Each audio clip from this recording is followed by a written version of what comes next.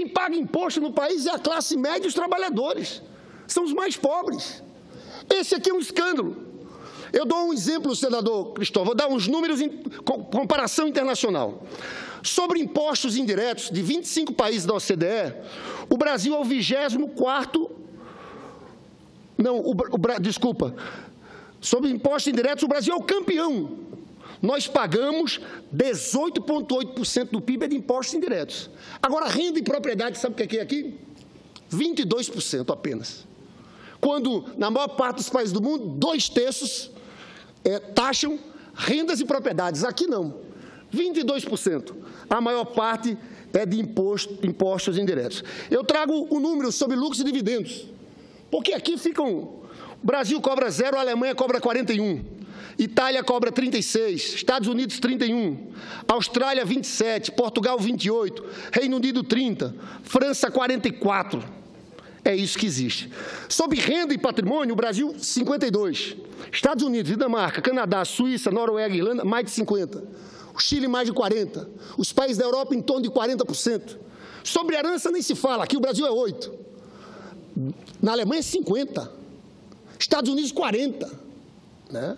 E vale dizer, no governo Bush, houve uma reforma tributária regressiva, baixaram impostos mais ricos e voltaram agora, depois de 2012, subiram novamente.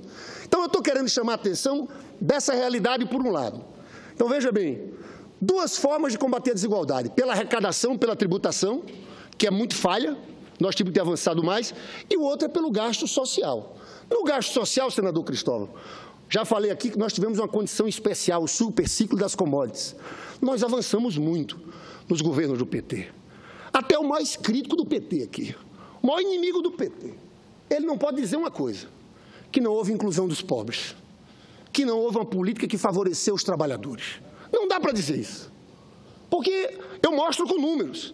Eu sei que entro num debate econômico aqui com o senador Cristóvão, mas eu acho um debate extremamente válido. Ô, senador... Claro, pode falar. Eu sei que foi feita uma política para os mais pobres, para os excluídos, período especialmente do governo do presidente Lula e primeiro mandato da presidente Dilma.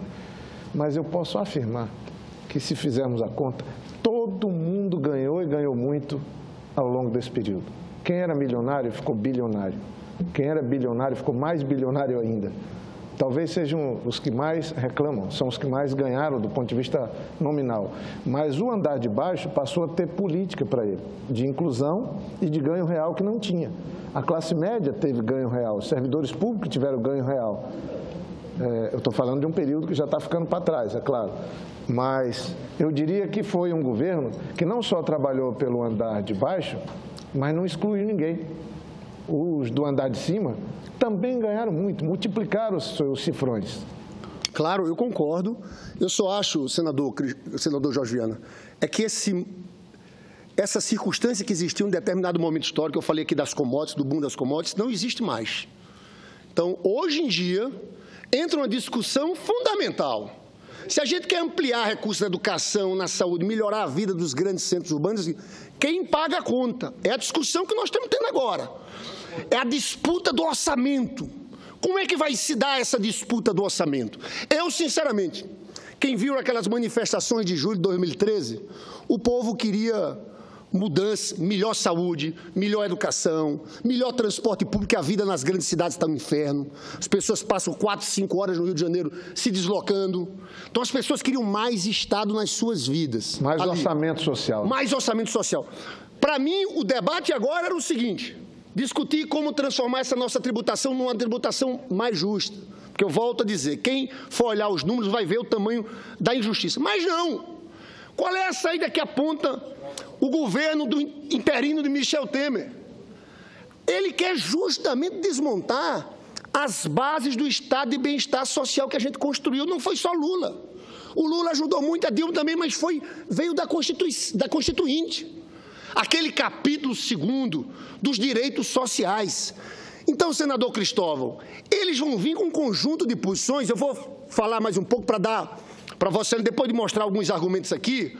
É um conjunto de posições. Reforma da Previdência. Tem gente que chega a falar em 70 anos, daqui a 20 anos. Hoje, nós temos uma taxa de mortalidade em vários estados do Nordeste, inferior a 65 anos, são os mais pobres que começam a trabalhar primeiro. Mas não é só a reforma da Previdência, já falei da reforma trabalhista, e eu queria me concentrar aqui na PEC que limita... Ô, senador Lindenberg, já que Vossa Excelência está falando exatamente da reforma da Previdência, permita-me adicionar o seu importante pronunciamento, matéria veiculada na grande imprensa hoje, cujo título é Reforma da Previdência, Aposentadoria, senador Cristóvão, matéria de hoje na grande imprensa, Reforma da Previdência, Aposentadoria menos especial. Governo federal quer endurecer regras para professor, quem trabalha em área de risco e policial militar. Portanto, dentro desse contexto, que é a agenda de retirada dos direitos dos trabalhadores, ou seja, essa agenda que a cada dia nos amedronta, porque ela está vindo, senador Cristóvão, com uma velocidade muito grande no que diz respeito a sepultar conquistas, direitos fundamentais. Professor Cristóvão, como imaginar suprimir o direito à aposentadoria especial, senador Lindenberg, de milhares e milhares de trabalhadores em educação, de professores da educação básica por esse país afora? Os professores que, pelo seu próprio ofício, nós sabemos o quanto é necessário para que ele possa se preparar, o esforço intelectual que ele tem que fazer, a capacidade reflexiva que ele tem que desenvolver, o quanto ele fica em pé durante um bom tempo, falando em voz alta, classes, senador Lindenberg, ainda superlotadas. Por isso que, considerando, repito, a caracterização do papel do professor, o perfil do professor, foi que, em boa hora, nós avançamos naquilo que nós podemos chamar de um direito civilizatório e garantimos a esses professores e professoras a aposentadoria especial. Assim como, para concluir, não posso aqui também de deixar de fazer considerações acerca do papel dos policiais, que também faz jus a uma aposentadoria especial pelo próprio ofício que eles exercem, cuidam da segurança da população. Então, eu quero, portanto, só adicionar ao pronunciamento que Vossa Excelência faz nessa tarde de hoje, mais uma vez, chamando a atenção do povo brasileiro, na esteira de um impeachment, sem sustentação do ponto de vista jurídico, na esteira de um impeachment que visa afastar não só uma presidenta legitimamente eleita, mas colocar um outro governo, uma outra agenda, um outro projeto, que vem claramente, pelo que está colocado, vem claramente, repito, num atentado à democracia enquanto direitos, a democracia enquanto conquistas. Então, é só isso, senador Lindenberg, que eu quero rapidamente aí adicionar ao seu pronunciamento. Eu incorporo no meu discurso, eu quero passar, agradeço muito que trouxe dados novos, essa matéria que traz das aposentadorias especiais de professores, policiais militares, bombeiros. E queria, antes de passar para o senador Cristóvão, só levantar um aspecto para o senador Cristóvão abordar aqui. Na PEC que limita os gastos de acordo com a inflação, eu falava agora há pouco para a senadora Ana Amélia. Nós tivemos uma política de valorização do salário mínimo. O presidente Lula fez. Como é que é? Você leva em conta a inflação e o crescimento do ano anterior. PIB e inflação. Nesses últimos 10 anos, o salário mínimo cresceu 70% acima da inflação. Aí você tem um benefício previdenciário. 70% dos aposentados recebem um salário mínimo. Por essa PEC, senador Cristóvão, que limita a inflação, não vai poder ser mais por essas regras do salário mínimo. Ou seja, em tese, nós vamos ter benefício previdenciário inferior a um salário mínimo, porque é inflação, não estou levando em conta o PIB. Você também, nas mais diversas áreas aqui, o que eu chamo a atenção é o seguinte: olha, educação e saúde vão ser destruídos com isso aqui, porque a vinculação hoje é condicional de acordo com a receita. Quando a economia cresce e a receita cresce, você está vinculado lá. O município, 15% de saúde, 25% de educação. O governo federal tem que gastar 18% de educação. Nessa PEC que limita gastos, eles desconstitucionalizam isso, tiram isso e passa a ser inflação. Eu só quero trazer 3 números para passar para Vossa Excelência. Educação. Educação, no ano passado, o orçamento foi 103. Sabe quanto seria? 31 bi. 31 bi. É uma pancada muito forte. Agora, você veja, estão colocando limite para os gastos primários. Para quem está nos assistindo em casa, existem os gastos primários, existe o resultado nominal que inclui pagamento de juros.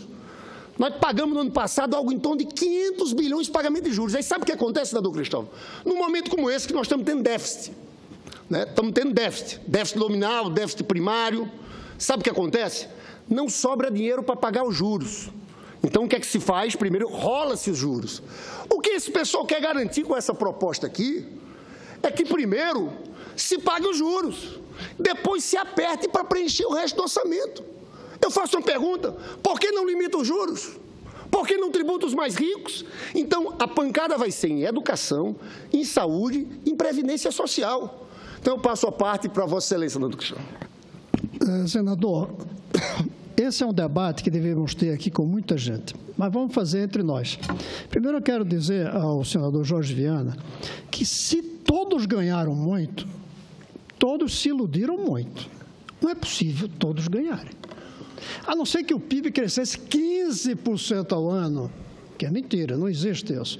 Os militares tentaram o tal do milagre, mas não chegou, aí era 10%, e durou poucos anos. Não existe isso de todos ganharem numa economia, senador Jorge Viana.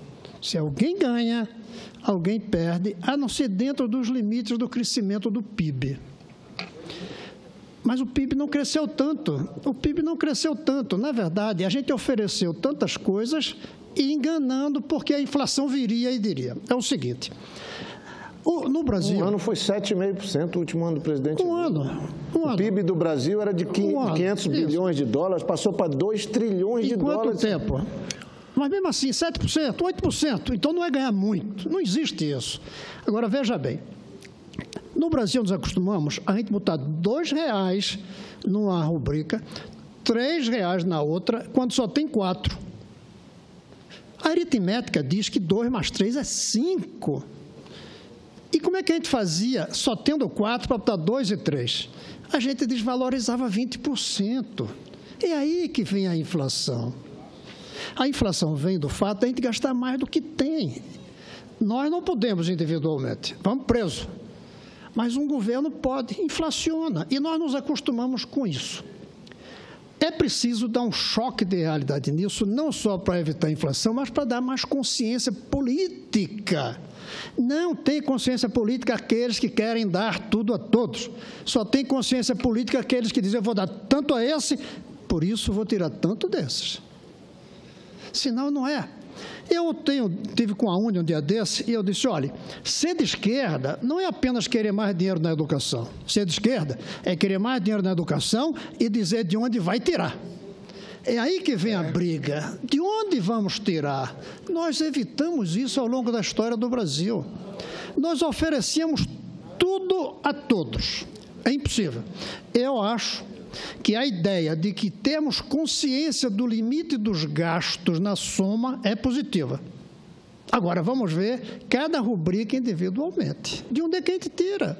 Nós demos 250 bilhões, se eu não me engano, para vender carro, para quem comprava carro. Aí é fácil, porque vinha a inflação, ou aumenta-se a dívida no primeiro momento. eu creio que vai ser bom para a consciência política brasileira descobrir que para colocar R$1 num lugar, tem que tirar R$1 do outro. Vai permitir um debate maravilhoso aqui. O orçamento vai ser levado a sério. O salário, tudo isso. A proposta de tabelar, e eu não quero defender esse governo que está aí, não proíbe colocar mais dinheiro em educação, em saúde, em salário mínimo, desde que diga de onde tira.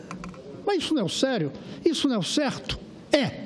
E aí, senador Lindbergh, eu fiquei preocupado com o pessimismo seu de que é impossível fazer certas reformas democraticamente. Eu acredito que é. O povo está maduro para fazer certas reformas, desde que ele entenda que elas são necessárias e quem paga o preço e quem se beneficia. Por exemplo, eu acho que o povo é capaz de entender hoje que não dá, com a esperança de vida de 73 anos, a gente continuar com a aposentadoria sem limite de idade. Agora, senadora Fátima, é preciso aí fazer as especiais.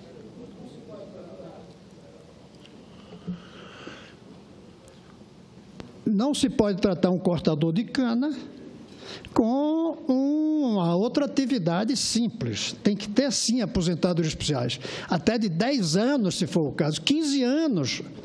Mas a média não pode continuar sendo a mesma, porque a esperança de vida vai crescendo. E daqui a 30 anos, o senhor falou em 20, mas daqui a 30, quando a gente tiver uma esperança de vida de 100 anos, a gente continua sem limite mínimo de idade para a aposentadoria, as pessoas aí vão ficar mais tempo aposentadas do que trabalhando, logo vai quebrar o sistema. O povo vai entender que para manter a aposentadoria saudável, ou seja, para que o seu filho também receba aposentadoria, é preciso ter um teto, ter um piso de idade. Senão, nós aposentados recebemos, os outros não. É aritmética, não dá para fugir dela. E o povo é capaz de entender que democracia combina com a aritmética, mais do que com inflação, se ela demorar muito tempo. Mesmo entre professores, tem que ter uma diferença entre professor, como a senhora mesmo diz, que dá aula, que fala 4 horas por dia, na verdade, pela nossa lei, pelo seu artigo, vamos dizer 6 horas, não é isso? E um professor universitário, que dá 2, 3 horas por semana. É diferente a idade mínima de um e de outro. É diferente a especialidade. Ou a PM. PM tem que ter, sim, uma idade menor para se aposentar. Tem que ter um mínimo, um tempo de trabalho pequeno, porque é de alta complexo, de alto sofrimento, de alta resistência, inclusive de alto risco. Temos que ter aposentadorias especiais, mas, na média, é preciso ter uma idade. E eu vou dizer mais longe, mais radical, viu, senador? Eu acho que a idade mínima tem que ser crescente ao longo dos próximos anos. Ela não pode ser 65, ponto. Daqui a 5 anos pode ser 67. Daqui a 10 anos pode ser mais, dependendo da esperança de vida. Quanto ao fato dos recursos, a vinculação é fundamental para garantir que os prefeitos gastem dinheiro. Mas ela é ruim também. Nós tivemos uma recessão há 3 anos. O PIB está caindo, a receita está caindo. O senhor propõe reduzir os gastos em educação porque a receita caiu? Propõe, não. Não. Não propõe. Agora é porque a economia cresce muito mais do que está em recessão, né, Zé? Não interessa. Mas essa conta aí não fecha. Não, mas caiu, a receita caiu. Claro. E aí, como é que a gente faz? Nesses anos, a diminuição de arrecadação. Agora ela cai 2 anos e sobe 10. Isso, mas nesse ano a gente corta? Não, porque está vinculada à receita. Então, a receita caiu. Caiu, e cai a arrecadação. Então, a gente corta os gastos. Está acontecendo isso. Senador, mas então, a gente pode evitar isso como? Tira de outro lugar. Agora, não tirar de lugar nenhum, a receita cair e continuar gastando tudo igual, é anti-aritmético. Então, eu quero fazer uma proposta ao senhor, em cima da aritmética. Porque a aritmética aqui está só em cima de cortar em áreas que penalizam os mais pobres. Não, eu não estou defendendo o que o governo está fazendo. Deixa eu fazer uma proposta. Porque, veja bem, volto a dizer, vamos pegar os grandes orçamentos. Né? Previdência, 500 bilhões. Juros, nós pagamos 500 bilhões. Tem mais 500 bilhões de sonegação, segundo o Sindicato dos Procuradores da Fazenda. Mais 500 bilhões de sonegação. Nós temos saúde e educação, 100 bilhões. Os outros orçamentos são pequenos. Então, veja bem, aqui o corte é só em cima dos mais pobres. Por que não colocar juros? Não estou querendo manter o que eles estão propondo. Eu estou falando do teto. Então, muito bem, a sua proposta tira de juros. Muito bem. Então, não é contra o teto, é contra que eles não pagar aceitam os juros. Agora, o governo Lula fez isso, sabe por quê? Não é porque era ruim, não. É porque nós fomos sequestrados pelos banqueiros. E quando você é sequestrado, você paga não é juro, você paga resgate para não morrer. Hoje, o sistema financeiro nos aprisiona. Eles não precisam apertar em gatilho aqui. Eles apertam nos botõezinhos de computador e o dinheiro vai embora. Aí é uma questão política de saber quem tem força. Se tiver força para tirar tudo de juros, eu topo. Agora, tem que ter força, não pode ser no blá, blá, blá. Aí eu vou dar um exemplo aqui, senador Jorge. Eu fiz aqui, durante alguns anos, uma experiência que eu adorava fazer. Eu ia nas escolas do ensino médio e colocava os meninos para elaborar o orçamento da União. Fiz diversas vezes. Eu pegava o orçamento que o governo mandou para o Congresso, eu não era senador. Colocava para eles, isso é muito bem feito do ponto de computador, colocava aqui as rubricas, os gastos e o total. Numa outra coluna, eu colocava a coluna em branco, mas com o total igual. E eu dizia, reelabore o orçamento, reelaborem. Agora não podem gastar mais. Essas crianças tinham condições de escolher aonde gastar. Debatendo. Só um detalhe. Eu me lembro de um colégio de Sobradinho que, de repente, o dinheiro da educação multiplicou não sei por quanto. Eu fui olhar por quê. Eles tinham zerado Forças Armadas. Zeraram Forças Armadas. Todo o dinheiro para a educação. Eu aí perguntei, e quem vai defender a Amazônia? Vocês querem entregar a Amazônia? Aí eles debateram e viram, não, tem que botar dinheiro para Forças Armadas também. Aí tiraram de educação, onde eles tinham colocado. Esse debate, que as crianças que fizeram comigo uma experiência de alguns anos, aqui a gente não faz. Aqui a gente sai enchendo. E aí, mata a consciência política. Só tem consciência política quem diz aonde colocar mais dinheiro e quem diz aonde tirar dinheiro. Se não disser de onde tirar, é porque não tem consciência política. Nesse sentido, eu creio que vai ser um bom debate a gente começar a saber que não tem recursos para tudo. E aí, mais uma coisa, CLT. Eu acho que democraticamente o povo vai entender que tem certos direitos dos trabalhadores que não estão contemplados porque a lei é muito velha. Lá não está, por exemplo, licença para o operário se reciclar na profissão. Não tem. Isso é fundamental hoje, não era 70 anos atrás. A gente tem que incorporar esse. E aí tem que tirar alguns, talvez, direitos que ficaram velhos. As coisas mudam. Ser de esquerda é aceitar as mudanças do mundo e querer mudar com o mundo para melhor. Agora, querer ficar preso de coisas do passado, isso chama-se conservadorismo. Agora, tem um cara que avança tirando o direito dos trabalhadores, outro aumentando, mas mudando, não necessariamente os mesmos direitos. A realidade está mudando bastante. E, finalmente, sobre imposto de lucros e dividendos. Eu acho que tem que ter imposto para valer de rico. Mas se o rico pega o dinheiro dele e investe para criar emprego, eu não acho necessário cobrar imposto dele, não. A gente tem que cobrar imposto sobre o consumo dos ricos. Esses que compram aviões, que compram barco, que viajam demais, esse a gente tem que tirar, sim. Tem que, sim, cobrar.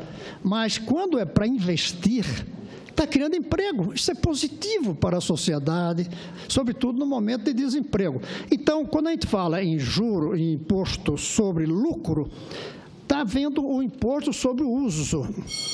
Eu quero ver, aliás, está havendo um imposto sobre uma rubrica. Eu quero ver sobre de onde vem o dinheiro, que é o lucro. Eu quero saber para onde vai o dinheiro.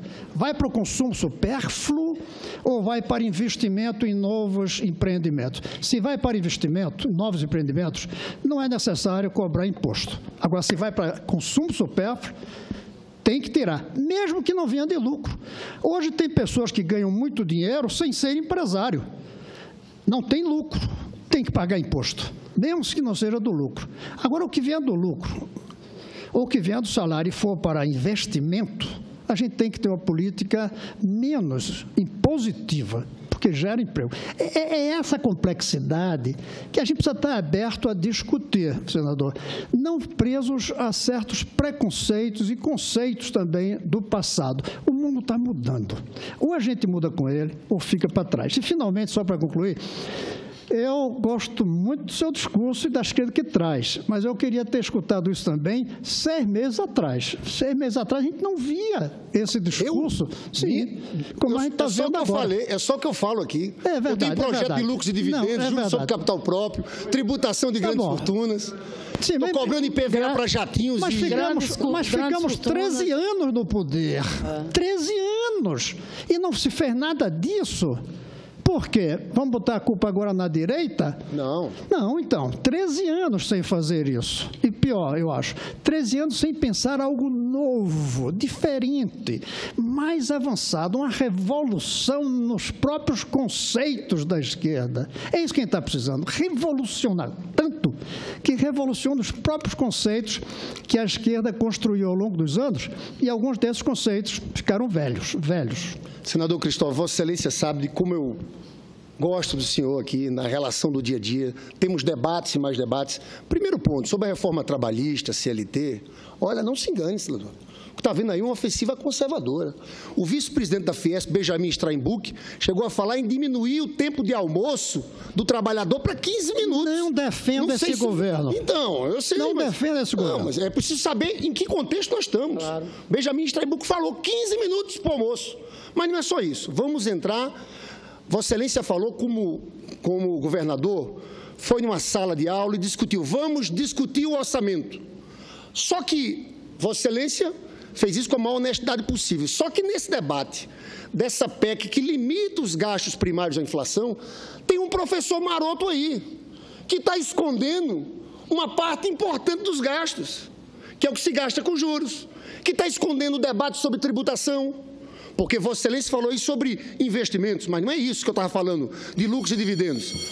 Uma pessoa recebe R$200 mil, rendimento da pessoa, de uma empresa, ele paga 0. O que recebe R$5 mil paga 27,5%. Mas vamos voltar para a questão da PEC, sobre o professor maroto que esquece uma parte importante. Aí ele só dá a opção em cima de temas que são caríssimos para o povo mais pobre. Porque a discussão aqui é quem paga a conta. O que é que ele coloca? Quais são os grandes orçamentos novamente? Previdência, 500 bilhões. Senador Cristóvão, 70% dos aposentados recebem um salário mínimo. Será que vai se resolver o problema fiscal do Brasil dizendo que esse povo vai receber menos de um salário mínimo? Isso é um escândalo, é maldade o nome disso. Digo mais, esse recurso aqui foi fundamental para a criação desse grande mercado de consumo de massas. Você sabe que tem um estudo do IPEA que mostra que teve a questão do crédito, que teve a formalização de emprego, que foi fundamental, mas o mais importante foi o impacto do salário mínimo na Previdência, porque esse dinheiro vai para a economia. É uma senhora que é aposentada, que paga a escola do filho, que compra remédio, injeta dinheiro na economia, mas eles querem mexer nisso.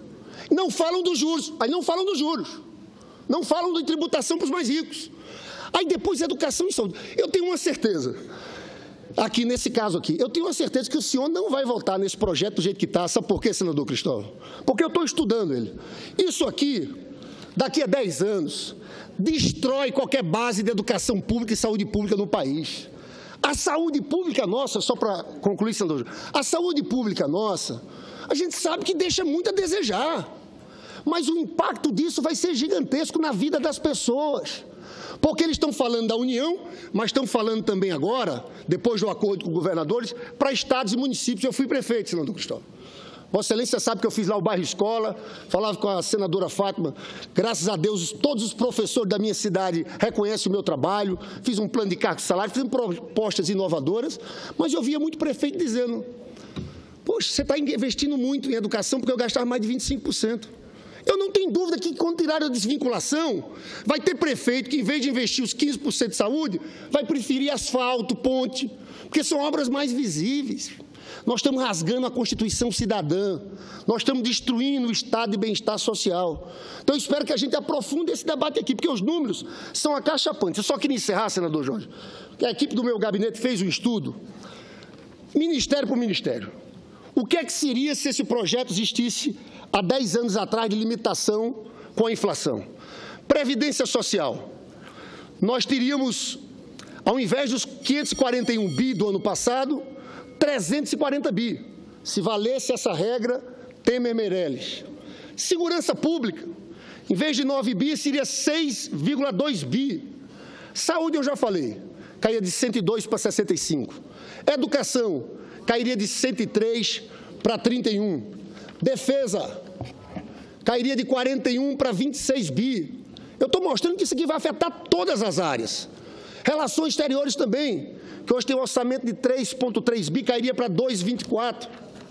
Ciência e tecnologia, cairia de 8,5 bi para 6 bi. Gestão ambiental, de 4,8 para 2,50. Tem mais números. O salário mínimo, que hoje é de 880, seria R$ 500.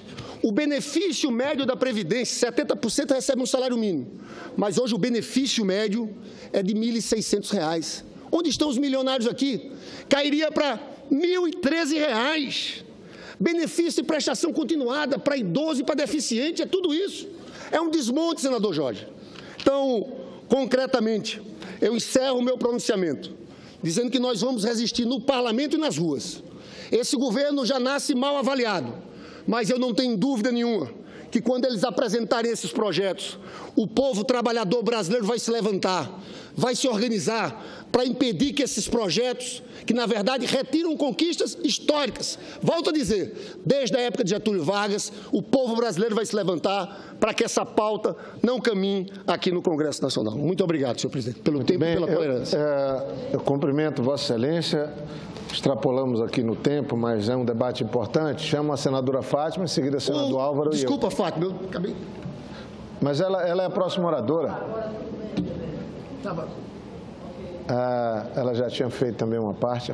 A senadora Fátima agora é a oradora, a próxima, e em seguida o senador Álvaro, depois eu.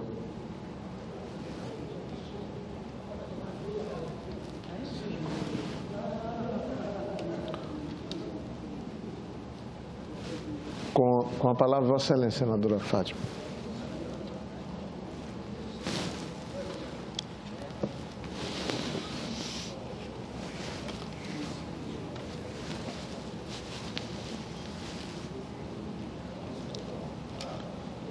Querida companheira Fátima, agora com a palavra.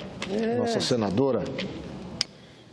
Pois é, senador Jorge Viana. Estive esse final de semana lá na Flip. Pois é, estava me contando, fiquei curioso. Legal. No meio de tantos confrontos, ir lá, estimular a literatura, livro, né? Terceiro ano que eu vou já, que eu tenho ido à Flip lá em Paraty, até porque eu coordeno a Frente Parlamentar de Defesa do Livro, da leitura aqui no Congresso Nacional, Frente Parlamentar Mista, e, na verdade, tenho me dedicado, né, ao tema do livro, da leitura, da literatura, da biblioteca, até pela interface que esse sistema tem com a agenda da educação. E nós estamos com algumas proposições legislativas em curso aqui, senador Jorge Viana, inclusive de minha autoria. Projeto de lei que visa instituir a Política Nacional do Livro e da Escrita.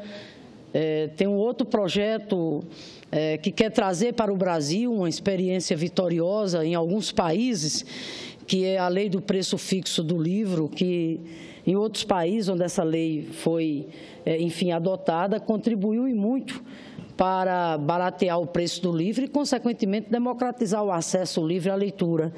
E lá estive na Flip, a convite, inclusive, da Libre e de outras entidades da cadeia do livro, participando de um debate lá, cuja temática era exatamente essa: as políticas públicas voltadas para o fortalecimento do livro, da leitura e da biblioteca no nosso Brasil. A Flip, como sempre, muito bonita, né? Esse ano, num clima também de muito debate político, até pelo momento que nós estamos vivendo. E, de fato, lá, o Fora Temer foi do início ao fim. Do início ao fim, a grande maioria dos que lá estavam expressando o seu descontentamento, o seu inconformismo, a sua indignação diante desse momento que nós estamos atravessando. Mas, senador Jorge Venda, eu começo também aqui fazendo um registro de que a Comissão Especial do Impeachment, nessa semana, ela entra em nova fase, porque nós terminamos de ouvir agora as testemunhas, portanto, a chamada fase de oitivas. Foram mais de 50 testemunhas e, mais uma vez, eu quero aqui falar com muita serenidade, né, que para qualquer pessoa de bom senso, independente das suas convicções político-ideológicas, partidárias, mas para qualquer pessoa de bom senso ficou muito claro, após essa fase de oitivas, das testemunhas que aqui vieram, portanto, após ouvir todas essas explicações técnicas, de que esse pedido de impeachment contra a presidenta Dilma não se sustenta pela sua insuficiência do ponto de vista de base jurídica, né? Eu quero aqui colocar mais uma vez, senhor presidente, que se esse processo de impeachment em curso for um processo sério, imparcial e sem cartas marcadas, não tem outro caminho a não ser a presidenta Dilma ser absolvida ao final. Quero aqui, inclusive, adicionar o meu pronunciamento à entrevista que o José Eduardo Cardoso, advogado-geral da União, hoje, respondendo de forma competente e brilhante à defesa da presidenta Dilma, quero aqui registrar a entrevista que ele deu, que está veiculada hoje no jornal Folha de São Paulo. E José Eduardo, mais uma vez, disse com muita clareza que a condenação, o discurso pela condenação da presidenta Dilma não passa de uma pirueta retórica, né? E ele é muito feliz, né, quando ele coloca lá que o resultado da perícia que foi feita por integrantes aqui do Senado Federal foi mais, né, uma peça muito importante para provar a inocência da presidenta Dilma, porque a perícia demonstrou, senador Jorge Viana, que não houve ato algum da presidenta da República no que se refere às subvenções econômicas do Plano Safra, que ficou popularmente conhecida como as pedaladas fiscais. Portanto, ela não cometeu crime de responsabilidade com base nesse argumento, até porque, como comprovou a perícia, o Plano Safra é elaborado pelo Ministério da Fazenda com outros ministérios. Não há, portanto, como a presidenta ficar fiscalizando todas as ações do Ministério. Também deixar claro que essas subvenções econômicas não podem ser consideradas operações de crédito, como bem lembrou o advogado da presidenta Dilma, o doutor José Eduardo Cardoso, nesta comissão na semana passada. Não se pode falar em operação de crédito porque, para o empréstimo acontecer, é necessário que exista um contrato entre as partes, com prazo de pagamento e juros a serem cobrados, bem explicitados no documento. E nada disso aconteceu. O que houve foi apenas atraso no repasse dos recursos que o governo teria que enviar ao banco para cobrir as subvenções econômicas, subvenções que são, inclusive, previstas em legislação. A outra tentativa, diz ainda José Eduardo Cardoso, para envolver a presidenta Dilma em crime de responsabilidade, os chamados decretos de suplementação orçamentária assinados no governo da presidenta, mais uma prática recorrente nos governos anteriores, e para contrariedade e desgosto de vários senadores que apoiam o governo biônico, a perícia também demonstrou que não houve dolo da presidenta ao assinar os decretos de crédito suplementar, já que ela não tinha sido alertada pelos órgãos técnicos e, portanto, não tinha como, claro, ela saber que tais decretos poderiam influir na meta fiscal. Portanto, se não há dolo, não há má-fé e, consequentemente, não há crime de responsabilidade. De forma, senhor presidente, que eu quero aqui destacar mais uma frase que o advogado José Eduardo Cardoso coloca na sua entrevista de hoje, quando ele chama exatamente a atenção para a falta de legitimidade do governo, né? Ele chama a atenção colocando que, infelizmente, o governo que aí está é um governo, ele coloca claramente, José Eduardo Cardoso, o repórter pergunta a ele, senador Jorge Viana, qual será a influência do desempenho do governo Temer na votação do impeachment no plenários? E o doutor José Eduardo Cardoso responde, se tivéssemos um julgamento isento, nenhuma. Porém, é evidente entender como ingrediente. Nenhum governo que nasce com essa ruptura de legitimidade tem condições de fazer uma pactuação. Esse governo já nasce conflituoso e isso gera um conflito social permanente.